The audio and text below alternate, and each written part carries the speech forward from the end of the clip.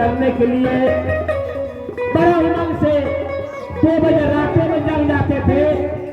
माँ कहते मैया चल माँ घाट पर ललसा लगा रहता है, छोटा छोटा बच्चा को जल्दी हम लोग अर्घ देंगे सूर्य भगवान को, और उधर से छठ माँ का जो प्रसाद होता है हम लोग पान करेंगे।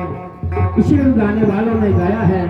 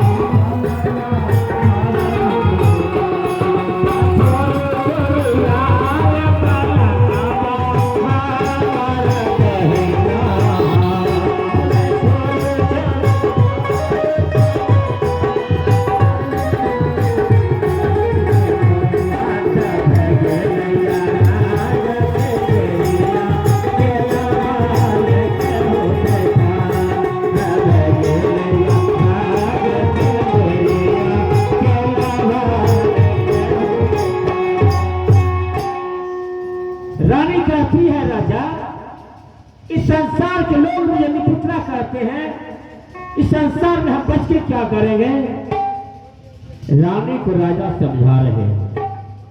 उसी समय एक संत भगवान साधु जो है त्रिपखिया चंदन है, गले में तुलसी की माला है, दरवाजे पर आवाज लगाते हैं जय हो।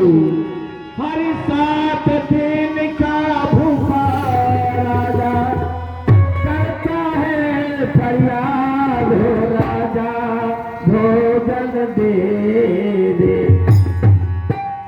एक साधु बाबा संत भगवान आए हैं द्वार पर। 7 दिन का भूखा है। महात्मा ने आवाज लगाया, ए राजा, अरे मैंने सुना तू बहुत बड़ा दानी है, धर्मात्मा है, क्या मुझे भोजन कराएगा? मैं 7 दिन से अंजल नहीं किया हूँ। राजा के कान में आवाज पहुंचा। राजा दौड़ जाते हैं, साधु के चरण गिरे लिपटा, नतमस्तक हो जाते हैं। कहते बाबा आसन ग्रहण कीजिए। बाबा जल देते हैं, चरण पखारते हैं। साधु ने कहा राजा मुझे जोरों की भूख लगी है, क्या तुम मुझे भोजन कराएगा? कौन कहता है बाबा मेरे दरबार से तो भूखा नहीं जा सकता है, तो संपत्ति किस दिन काम? आप बैठिए बाबा। बाबा को बैठा दिए। राजा गए रानी के पास। रानी एक साधु बाबा आए हैं, 7 दिन का भूखा है, रानी भोजन बनाओ और उनको भोजन कराना है। रानी कहती नहीं राजा नहीं, लोग मुझे निर्वंश करते हैं, हम भोजन नहीं कराएंगे। यदि भोजन हम बना के करा भी देंगे बाबा को भी पाप लग जाएगा। जय हो। इसलिए पहले भोजन बनाओ। रानी जो है भोजन बनाती है, 56 प्रकार की भोजन तैयार करती है। भोजन जब तैयार हुआ, थाल में लगाया गया भोजन, बाबा को बुलाया गया। चौका लगा करके आसने लगाते हैं रानी। बाबा जैसे खाने के लिए बैठते हैं। रानी कहती है राजा बाबा को कहते दीजिए तो मैं निर्वंश हूँ। कई बाद बाबा जम गया ना, क्या निर्वंश राजा है, इसके यहाँ मैं भोजन कर लिया, कहीं शराप ना दे दीजिए, कह दीजिए। राजा रानी बाबा के आगे कल जोड़कर खड़े हो जाते हैं। कब गया बाबा हो बाबा दर्शन का भिक्षा मांगता है, बाबा हो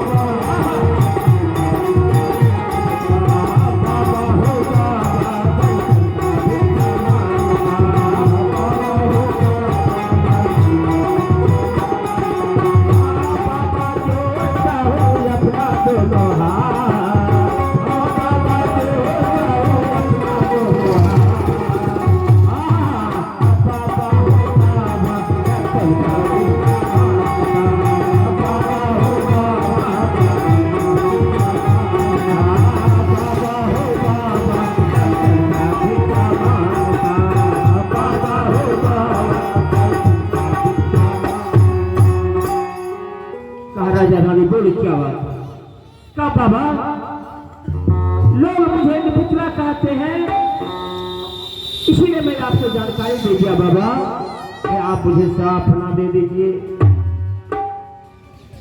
साधु जो होते हैं ना दयालु होते हैं, संत उसे कहते हैं जिसमें सहनशीलता हो, क्षमा करने की शक्ति हो, उसी को हम लोग संत बोलते हैं, संत भगवान कहते हैं।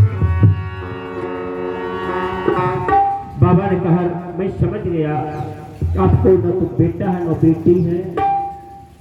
कहा राजा भोजन हम तो करेंगे, पाप तो मुझे लगेगा ही, लेकिन तुम्हारे चौकस पर पहले पैर रख दिया, भोजन मुझे करने दे।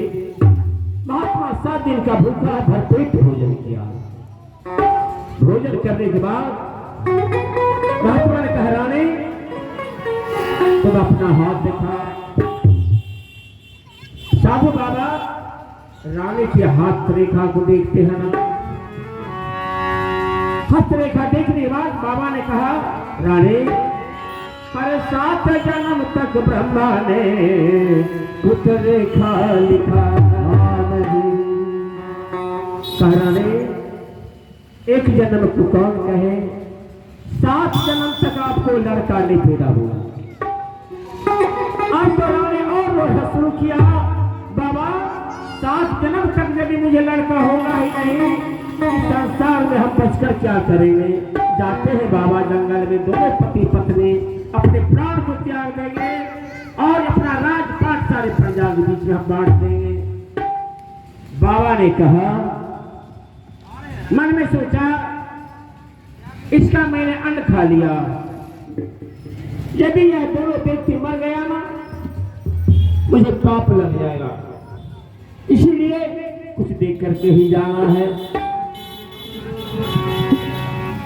महात्मा कहते हैं राजा तुम्हारा मैंने अन्न खा लिया, दाना खा लिया, बेटा तो नहीं, लेकिन हम बेटी वरदान के रूप में दे सकते हैं, क्या मंजूर है। राजा का दिमाग थोड़ा विचलित हो गया। राजा ने सोचा बेटी तो खर्चा का घर है, देना पड़ेगा। राजा ना हाँ में जवाब दिया ना ना में जवाब दिया। राजा के मन की भावना को महात्मा ने पकड़ लिया और बिल्कुल प्रमाणित बात है, जो पिता वही गड़बड़ी किए हैं, साउंड को 2 साइड में देना था, एक के तरफ दिए हैं, गड़बड़ा दिए। अच्छा रहने दीजिए।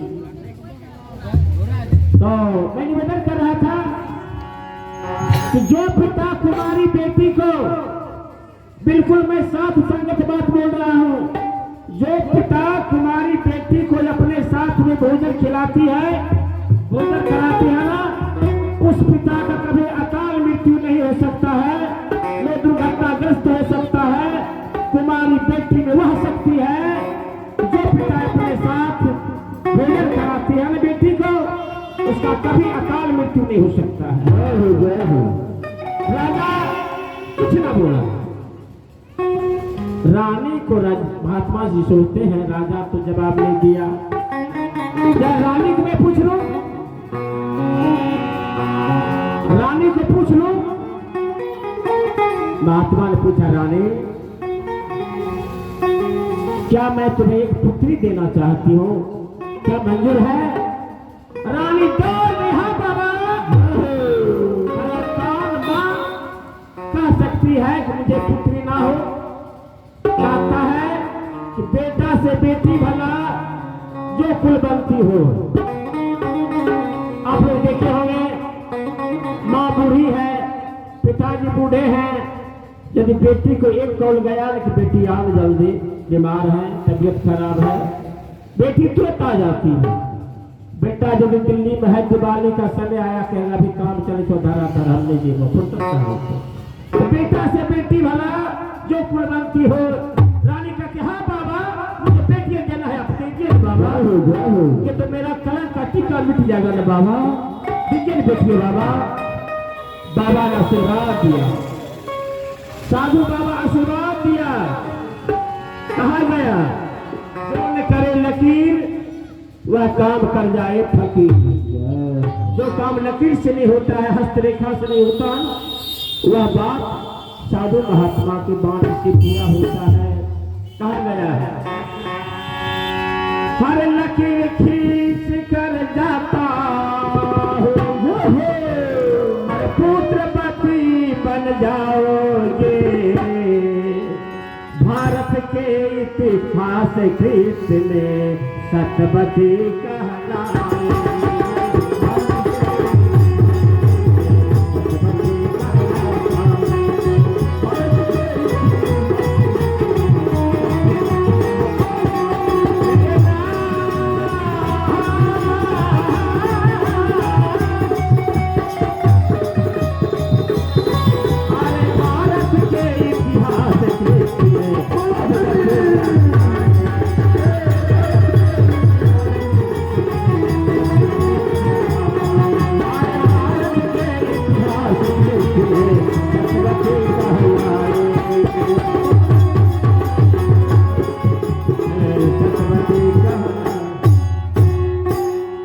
महात्मा ने कहा, लकीर खींच कर जाता पुत्र पति बन जाओगे, और भारत के इतिहास कृत में सतवती कहलाएंगे।